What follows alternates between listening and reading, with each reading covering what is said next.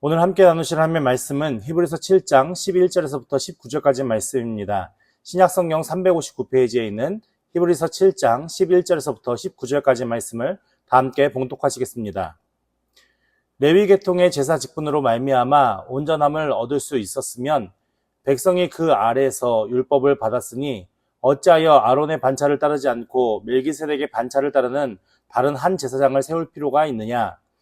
제사 직분이 바뀌었은즉 율법도 반드시 바꾸어지리니 이것은 한 사람도 제단 일을 받들지 않는 다른 지파에 속한 자를 가리켜 말한 것이라. 우리 주께서는 유다로부터 나신 것이 분명하도다. 이 지파에는 모세가 지상들에 관하여 말한 것이 하나도 없고 멜기세덱과 같은 별다른 한 제사장이 일어난 것을 보니 더욱 분명하도다. 그는 육신에 속한 한 계명의 법을 따르지 아니하고 오직 불멸의 생명의 능력을 따라 되었으니 증언하기를 내가 영원히 멜기세덱의 반차를 따르는 제사장이라 하였도다. 전에 있던 계명은 연약하고 무익함으로 패하고 율법은 아무것도 온전하게 못할지라. 이에 더 좋은 소망이 생기니 이것으로 우리가 하나님께 가까이 가느니라. 아멘.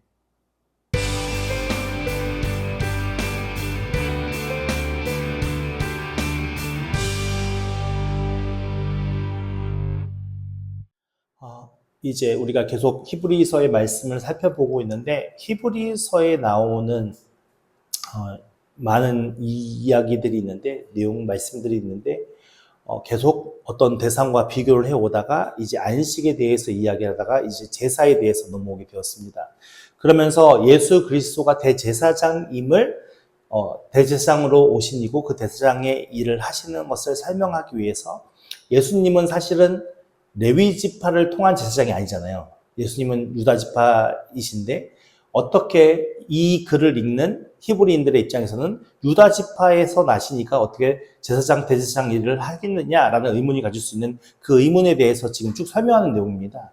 그래서 예수 그리스도가 대제사장 될 수 있는 이유에 대해서 멜기세덱이라는 인물을 이용을 해서 멜기세덱을 통해서 그 반차를 따라 메시아가 영원한 대제사장으로 오신다고 하셨으니 그 영원한 대제사장이 예수님이시다. 이걸 지금 설명하고 있는 것이고 멜기세덱이 대제사장이었는데 그 멜기세덱이 레위 지파에서 나온 제사장보다 더 뛰어난 제사장이다라는 걸 설명하기 위해서 지금 앞에 지난주에 우리가 말씀을 살펴본 아브라함과 멜기세덱의 관계를 인용해서 설명을 하고 있었습니다.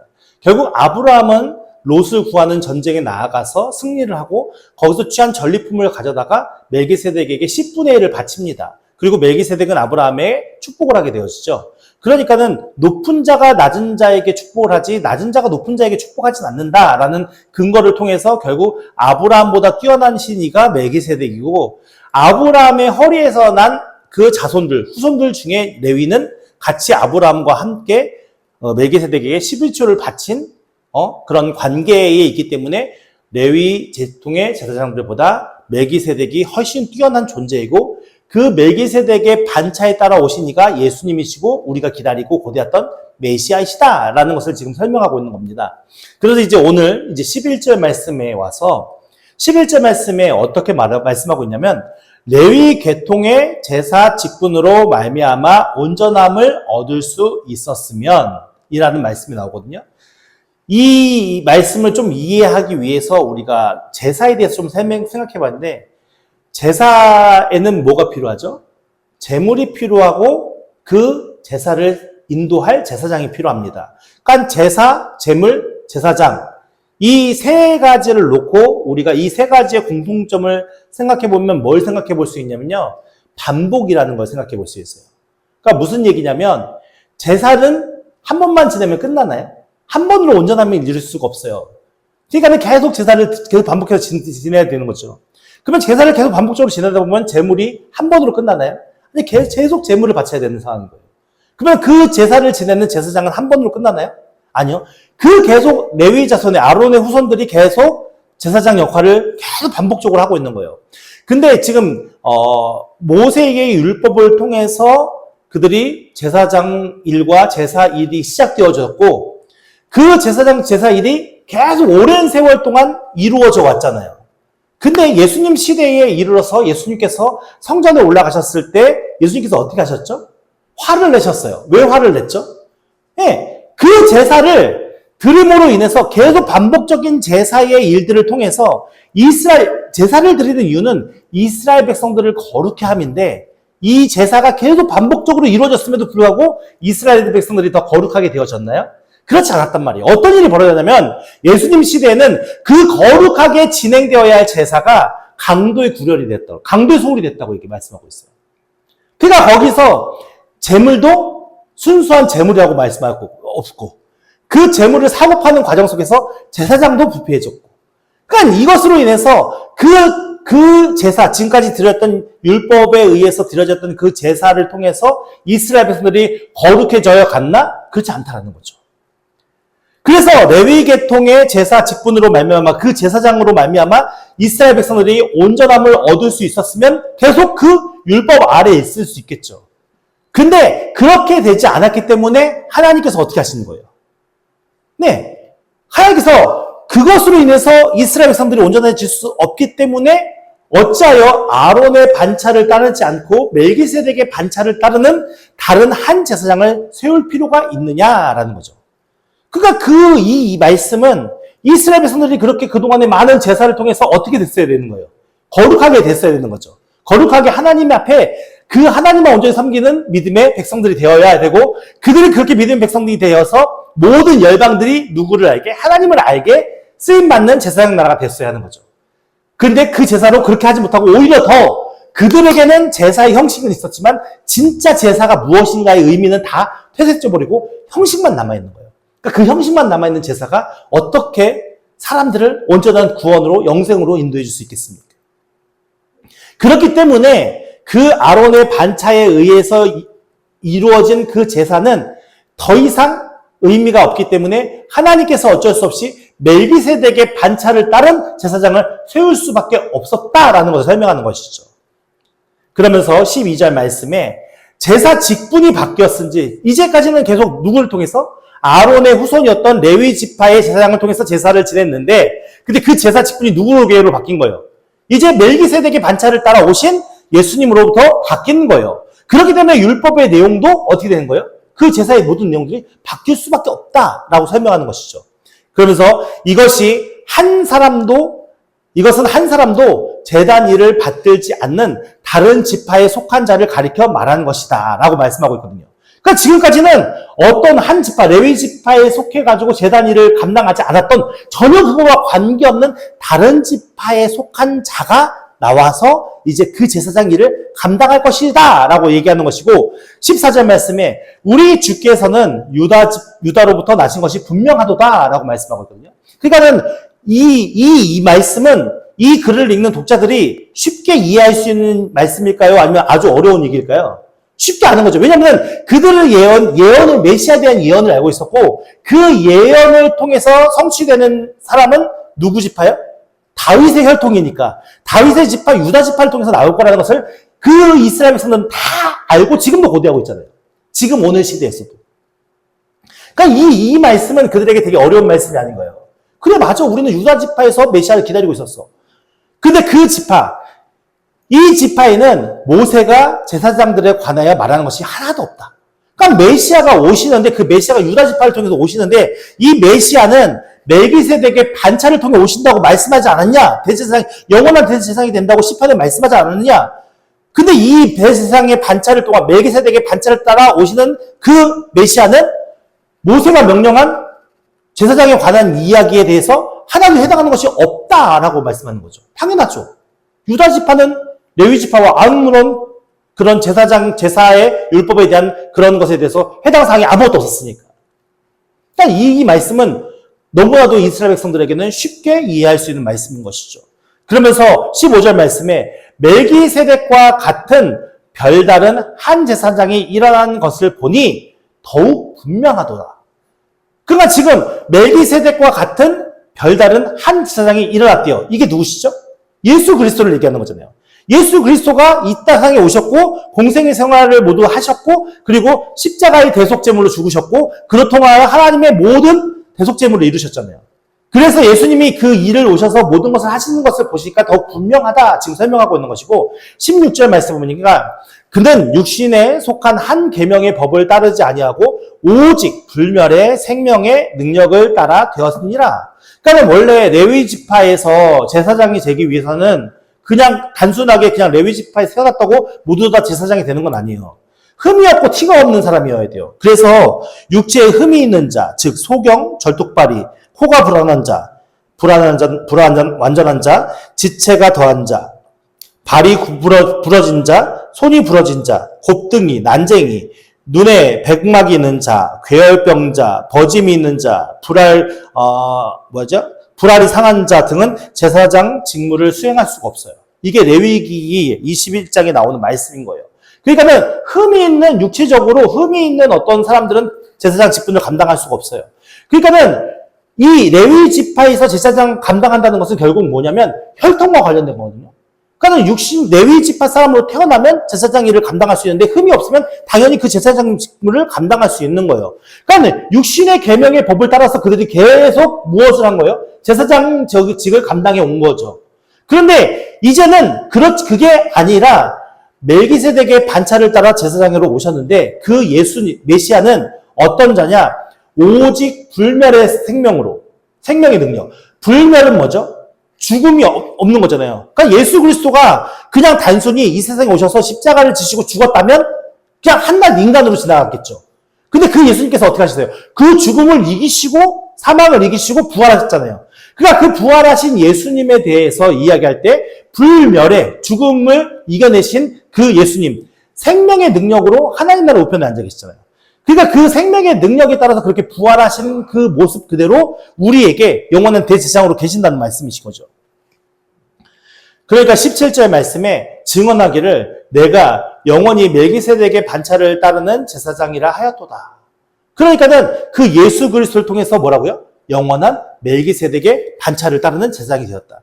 우리가 이 영원이라는 개념을 제가 지난주에 설명할 때 시간적인 영원에 대해서 우리가 생각해 볼 수도 있지만 다른 한편으로는 이 영원의 개념이 어떤 개념이냐면 지금까지 이스라엘 백성들은 제사를 지냈습니까? 안 지냈습니까? 지냈죠. 제사를 지냈는데 그 제사에 온전함이 있었습니까? 완전함이 있었습니까? 이 영원이라는 것은 무엇이냐면은 이런 의미를 담고 있어요. 영원이라는 것은 예를 들어서 제가 집을 구입하기 위해서 은행에서 대출을 받아서 이제 집을 구입했죠. 그 집을 구입했는데 결국 그 집이 온전히 내 집이 되기 위해서는 어떻게 해야 되는 거죠?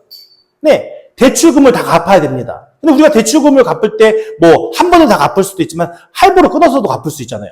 그러니까는 그것을 할부로 끊어서 갚다가 결국 마지막에 다 갚으면 어떻게 되는 거죠? 근데 이제 그 집이 내 집이 되는 것이고 그것을 통해서 나는 이제 더 이상 그 대출금에 묶인 존재가 아니라 완전한 자유의 상태가 되는 거죠.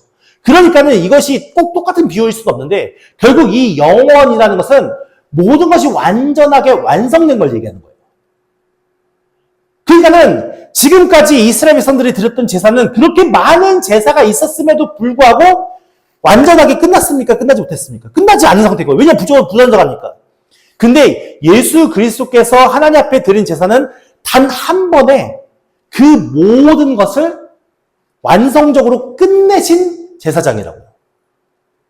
그래서 영원한 제사장이라고 표현한 이유가 무엇이냐면 시간적인 개념에서의 영원이 아니라 그 모든 것을 완성하신 분이 예수 그리스도시라고요. 그래서 예수 그리스도께서 십자가에 달려 죽으실 때 돌아가실 때에 마지막으로 한 말이 무엇이죠? 네, 다 이루었다. 다 이루었다. 그래서 예수 그리스도가 레위 계통에 속한 제사장과 다르다라고 얘기하는 거예요. 멜기세덱에 속한 반차통에 이 세상에 오신 제사장이다라고 표현하는 이유가 거기 있는 거예요. 그래서 그동안에는 계속 제사를 드리고 또 범죄 제사를 드리고 또 범죄 제사를 지내야 되는 게 그들에게 필요했지만 오늘날에는 예수 그리스도께서 한 번에 이 율법의 모든 것을 완성하신 대제사장으로 이 세상에 오셔서 그 일을 감당하셨기 때문에 그 완성하신 대제사장이 영원히 대제사장으로 계신 것이죠. 그렇기 때문에 이 멜기세덱의 반차를 따른 제사장이라 한 이유가 거기에 있는 거예요. 그래서 18절 말씀에 전에 있던 계명은 연약하고 무익함으로 어떻게 했다고요? 예수님께서 다 완성하셨잖아요. 그러니까 이전에 있던 율법은 어떻게 했다고요? 연약하고 무익하디요. 바울이 서신을 통해서 이 율법이 우리에게 주는 두 가지 의미를 말씀했어요. 그 두 가지 의미가 뭐죠? 하나는 우리의 죄를 깨닫게 함이에요. 율법이 주는 교훈이. 두 번째는 뭐죠? 율법을 통해서 우리가 얻을 수 있는 게. 두 번째는 뭐냐면 우리가 죄인이기 때문에 그리스도를 향해 바라봐서 그 그리스도를 향해 나아갈 수 있는 초등학문의 역할을 감당한다는 거예요. 율법의 역할이. 그렇기 때문에 그 율법은 이제 예수 그리스도께서 이 세상의 모든 대속 사역, 그러니까 예수님이 십자가를 지신 것은 예수님이 그냥 우리를 위해서 십자가를 지신 게 아니라 내가 져야 할 십자가를 누가 대신 지신 거예요. 예수님이 대신 지신 거예요. 그러니까 우리가 구원을 아무런 대가 없이 받은 겁니까? 구원은 분명히 값을 치렀어요. 내가 값을 치는 게 아니라 예수 그리스도께서 값을 치르셨다고요.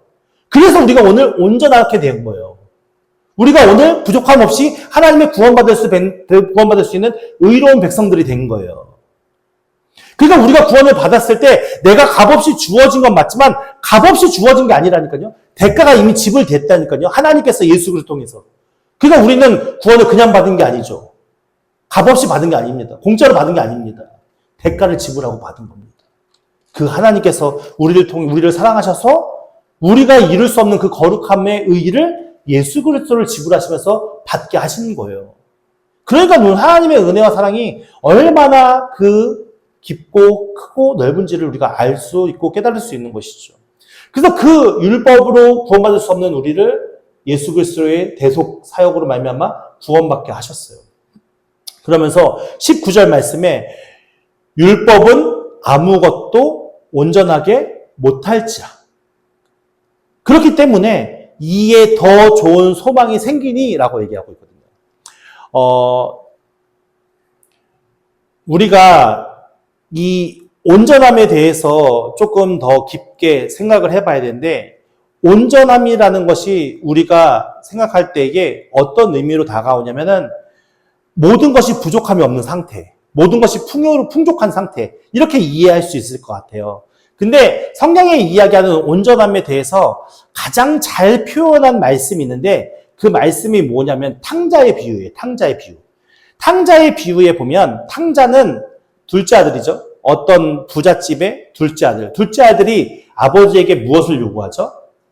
재산을 요구하는 게 아니고요. 유산을 요구해요. 유산을. 자기에게 상속될 유산을 요구해요. 근데 이 아버지는 지금 유산을 받으려면 어떤 상태가 되어야 되는 겁니까? 아버지가 돌아가셔야 유산을 받을 수 있는 거예요. 그러니까 이 아들이 아버지에게 유산을 상속받기를 원했다는 이야기, 말씀은 우리가 오늘 하는 뭐 유산 아무데나 주면 되지라고 얘기할 수 있지만 이스라엘의 법에는 이 유산을 상속받게 되어지면 아버지를 죽인 거와 같이 인정해서 그 자녀는 돌로 쳐 죽여야 되는 거예요. 그게 율법인 거예요. 그런데 이 아버지가 결국 어떻게 했냐면은 유산을 넘겨줘요. 근데 이 아들이 그 유산을 가지고 그 지역 경내에서 생활하는 게 아니라 다른 나라로 아예 넘어가 버려요. 근데 다른 나라로 넘어간다는 것은 무엇입니까? 모든 인연을 다 끊어버린 거예요. 아버지와 관계된 모든 것을 다 끊어버린 거예요. 근데 그 지역에서 자기가 받은 유산으로 말미암아 방탕한 생활을 하다가 결국 어떻게 되어지죠? 예, 다 탕진하게 되어져요. 그리고 노예로 거기에서 종으로 일하게 되어지고 결국엔 그 탕자가 어떻게 되냐면은 뭘 먹게 되죠? 돼지의 주염 그 열매를 먹게 되잖아요. 근데 이스라엘 사람들이 가장 경멸하는 동물이 뭔지 아십니까? 네, 돼지예요, 돼지. 그러니까 자신들이 가장 경멸했던 그 동물이 먹는 음식을 지금 누가 먹고 있는 거예요? 탕자가 먹고 있거든요. 근데 이 탕자가 그렇게 모든 것을 다 잃었다고 아버지 집에 가고 싶어 했습니까? 아버지 집에 가고 싶어 할 때는 언제냐면 거의 죽을 지경이 다 됐을 때인 거예요. 죽을 지경이 다 되어졌을 때 이제는 그냥 아버지 집에서 종노릇이라도 하면서 그렇게 살고 싶다 하면서 돌아오게 되어지거든요. 근데 탕자가 돌아올 때에 아버지는 어떻게 하고 있었죠? 매일같이 길거리에 서가지고 자신의 둘째 아들이 돌아오길 바랬어요. 왜 자신의 둘째 아들이 돌아오길 바랬을까요? 그리고 왜 거기에 그냥 돌아오면은 집에 있어도 만날 수 있잖아요. 근데 왜 길거리에서 그렇게 서서 자신의 둘째 아들을 바라보고 있었을까요? 그것은 무엇이냐면 아까 말씀드린 대로 유산을 가져간 자는 다시 마을로 돌아왔을 때 그 공동체 사람들이 돌로 쳐 죽여야 돼요. 근데 자기 아들이 왔는데, 자신의 아들이 돌아왔는데 돌로 맞아 죽을까봐 이 아버지는 계속 그 아들이 언제 오나 쳐다보고 있었던 거예요. 근데 그 아들이 왔었을 때 아버지가 어떻게 하죠? 단번에 알아보잖아요. 단번에 알아보고 그 아들이 혹시나 다른 지역 공동체의 그 사람들에게 돌로 맞아 죽을까봐 열심히 뛰어갑니다. 뛰어가자마자 첫 번째 한 행동이 안아주고 덮어줍니다. 왜 안아주고 덮어줄까요? 다른 사람들이 보면 안 되니까. 그것이 하나님의 마음이라는 거예요. 이것이 온전함이라고 표현하고 있거든요. 근데 이게 왜 온전함일까요? 온전함이라는 의미는 상태를 얘기하는 게 아니에요. 여러분들이 온전하다, 온전하지 않다라고 얘기했을 때 그 온전함은 여러분들이 죄 없는 상태를 말하는 게 아니라고요. 온전함은 관계를 얘기하는 거예요. 어떤 관계요? 하나님과 우리와의 관계. 아버지와 아들과의 관계. 그 아들이 모든 것을 다 잃었어도 아무것도 가진 것이 없었어도 아버지께 돌아와서 그 아버지를 만난 순간 온전해지는 거예요. 그 아버지가 그 아들에게 어떻게 합니까? 반지를 뺏어 꽂아줍니다. 반지를 뺏어 준다는 것은 그 아들이 더 이상 그 지역 사람들로부터 돌로 맞아 죽지 않도록 보호해주는 역할을 하는 거예요. 그리고 그 아들을 위해서 잔치를 베풀고요. 그 아들을 성대히 맞아줍니다. 그래서 이 아들은 아버지와 함께 있었을 때 온전함이 이루어지는 거예요. 곧 우리가 오늘 온전함을 이룬다는 이 말씀은 무슨 말씀이냐면 하나님과 우리와의 관계가 그렇게 우리가 하나님 앞에 서 있을 때 하나님 앞에 나아가서 하나님 앞에 서 있는 우리가 온전한 존재가 될 수 있다는 거예요. 근데 그 하나님 앞에 우리가 설 수 있습니까? 없습니까? 지금? 우리 스스로 그 하나님 앞에 설 수가 없습니다. 왜요? 우리는 우리의 죄로 인해서 하나님 앞에 나아갈 수 없는 존재가 되었거든요. 근데 그것을 온전케 하신 이가 누구십니까? 예수 그리스도 아닙니까? 예수 그리스도께서 자신의 모든 것을 다 바쳐서 하나님의 말씀에 순종함으로 말미암아 우리를 온전하게 하실 수 있는 길을 열어주신 분인 거예요. 그래서 이제는 우리가 그 예수 그리스도를 통해서 무엇이 생기기 시작합니까? 소망이 생기기 시작합니다. 율법을 완성해서 구원받는다는 소망이 아니라 예수를 믿음으로 이제 우리가 온전하게 하나님 앞에 나아가서 온전한 자가 될 수 있다는 이 소망. 율법보다 더 좋은 우리에게 소망이 생기니 이것으로 우리가 하나님께 가까이 가느니라. 결국 우리의 온전함은 어떻게 이룰 수 있습니까? 내가 열심히 주를 향해 나아갈 때 이룰 수 있는 겁니다. 내가 이 세상의 행실이 아니고 이 세상의 어떤 내 모습이 아니라 내 영혼이 하나님 앞에 가까이 나아갈 때만 우리가 온전함을 이룰 수 있다. 우리가 계시록 말씀을 잠깐 보고 싶은데요. 계시록 19장 7절 8절 말씀입니다. 7절 말씀에 보니까 우리가 즐거워하고 크게 기뻐하며 그에게 영광을 돌리세 어린 양의 혼인 기약이 이르렀고 그의 아내가 자신을 준비하였으므로 라고 말씀하고 있거든요. 근데 여기에서 어린 양의 혼인 기약이 이르렀대요. 그죠? 그것은 무엇을 얘기하면 예수님과 우리가 결혼하는 걸 얘기하잖아요. 근데 유대 사회에는 결혼을 두 번 합니다. 첫 번째는 뭐라면 정혼, 약혼 같은 건 이제 정혼을 합니다. 정혼을 하는 것도 결혼에 포함되는 거거든요. 부부관계가 인정이 되어져요. 그 정혼을 하게 되면 어떻게 되면 1년 동안 각자 집으로 갑니다. 양가로 가서 각자 집으로 결혼 생활을 준비합니다. 남자는 집을 짓고요. 여자는 자신들이 살 집을 짓고 여자는 그 집에서 생활할 것들을 준비합니다. 그래서 각자 1년 동안 준비를 했다가 나중에 어떻게 되냐면 남편이 아내를 데리러 가게 되어집니다. 1년 지난 후에. 근데 그때에 신부라고 얘기하지 않습니다. 뭐라고 얘기하죠? 아내라고 얘기합니다. 이미 결혼한 걸 인정해 주는 거예요. 그러니까 우리가 하나님 예수 그리스도와 결혼하게 되어지면 청전치에 결혼하게 되어질 때는 우리는 신부입니까? 아닙니까? 아내잖아요. 아내가 자신을 위해 준비했다고 하잖아요. 그러면서 18절의 말씀이 뭐냐면 그에게 빛나고 깨끗한 세마포 옷을 입도록 허락하셨으니 이 세마포 옷은 성도들의 옳은 행실이로다 라고 얘기합니다. 그럼 뭘로 갈아입어요? 세마포 옷을 입는다고요. 근데 이 세마포가 옷이 무엇을 의미하겠습니까? 무엇을 상징하는 겁니까? 예수 그리스도의 보혈의 피를 상징하는 거잖아요. 그러니까 우리는 죄로 물든 얼룩진 상태인데 세마포 옷으로 말미암아 예수 그리스도의 피로 그 대속의 피의 옷을 입음으로 말미암아 우리의 모든 얼룩이 깨끗한 세마포로 덮이는 거잖아요. 그래서 구원받는 거잖아요. 근데 이 세마포 옷을 누가 입어요? 성도들이 입는 거죠. 근데 우리가 이해할 것은 성도의 옳은 행실이에요. 옳은 행실이 무엇일까요? 도덕적으로 윤리적으로 깨끗하게 사는 걸 얘기할까요? 이 옳은 행실 때문에 오늘날 많은 사람들이 오해하고 있는데요. 옳은 행실 때문에 우리가 자꾸만 행위적인 걸 강조하게 돼 있어요. 이 옳은 행실은 결국 무엇을 얘기하냐면 세마포 옷을 입는 걸 얘기하는 거예요.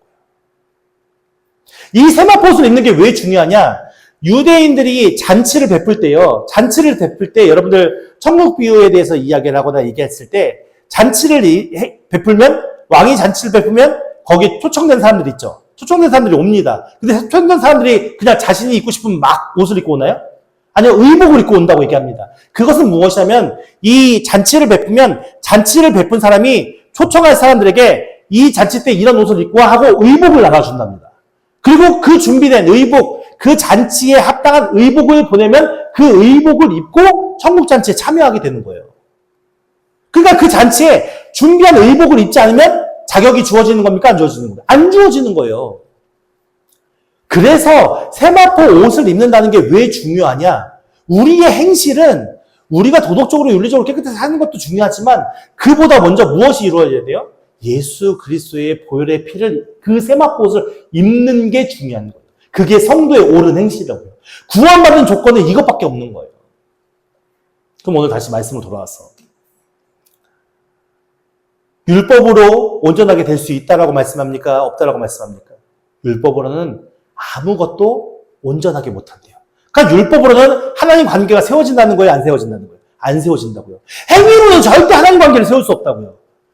우리가 아무리 행위적으로 노력을 해도 그 행위적으로 노력하는 모든 것들은 하나님 관계를 세울 수 없다고요. 그러면 이보다 더 좋은 소망이 무엇이겠습니까? 예수 그리스도의 보혈의 피를 입는 겁니다. 그 예수 그리스도의 보혈의 피로 우리가 거듭나는 것이죠. 그 예수 그리스도를 통해서 우리가 어떻게 된다고요? 온전하게 되어짐이 상태를 이야기하는 겁니까? 관계를 이야기하는 겁니까? 관계. 그 예수 그리스도를 통해야만 우리가 하나님 보좌 앞으로 담대히 나아갈 수 있기 때문에 그런 겁니다. 그렇기 때문에 오늘 우리가 예수 그리스도가 그 복음의 능력이 우리에게 얼마나 깊고 놀라운 은혜로 다가옴을 깨달아 알 수 있는 것이죠. 여러분, 예수님을 배제한 신앙생활은 말도 안 되는 겁니다. 예수님을 배제한 믿음 생활도 말도 안 되는 겁니다. 우리가 절대로 놓치지 말고 반드시 붙들어야 하고 더 깊이 그 은혜 속에 들어가야 할 이유는 그 예수 그리스도만이 유일하게 우리를 온전케 하시는 하나님 앞으로 인도하시는 생명의 길이요 진리의 길이기 때문에 그렇습니다. 이것만이 우리를 하나님께로 가까이 나아가게 하는 유일한 길이기 때문에 그렇습니다. 오늘 말씀이 어떻게 보면 상당히 어려운 내용 중에 하나입니다. 지난주의 말씀과 마찬가지로 여러분들 우리 예수 그리스도의 의미를 그 예수 그리스도의 제사장으로서 우리를 온전케 하시며 영원한 대제사장으로 하나님 앞에 서신다는 그 의미를 우리 마음 깊이 새기면서 더 깊이 묵상해 봤으면 좋겠습니다. 그리고 그것이 우리의 삶을 움직이는 가장 귀한 원동력이 되었으면 좋겠습니다. 그래서 기독교는 예수님을 빼고 논하는 모든 것들이 다 의미 없는 겁니다. 예수 그리스도를 배제한 모든 논쟁거리가 다 의미 없는 겁니다. 우리는 오직 예수 그리스도를 통하여 그 영원한 대제사장 되신 예수님이니 우리를 하나님께로 가까이 인도할 수 있는 유일한 길임을 깨달아 알고 그 예수 그리스도를 더욱더 믿음으로 의지하며 그 예수를 통하여 하나님을 만나기를 간절히 바라며 그 예수 그리스도와 함께 동행하는 주의 우리 모두가 되기를 예수 이름으로 축원합니다. 우리 찬양하고